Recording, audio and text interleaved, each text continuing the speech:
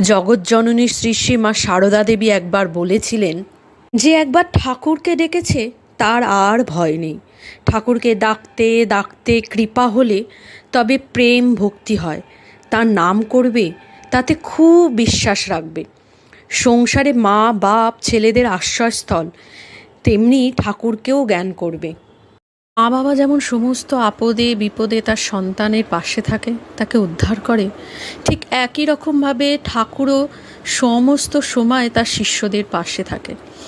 মানুষ তো ভগবানকে ভুলেই আছে, তাই যখন যখন দরকার তিনি নিজে একবার এসে সাধন পথ দেখিয়ে যান। এবার দেখালেন ত্যাগ। ঠাকুর এবার এসেছেন ধনী নির্ধন পণ্ডিত মূর্খ সকলকে উদ্ধার করতে। মলয়ের হাওয়া খুব বইছে, যে একটু পাল তুলে দেবে, শরণাগত হবে, সেই ধন্য হয়ে যাবে। খুঁটিনাটি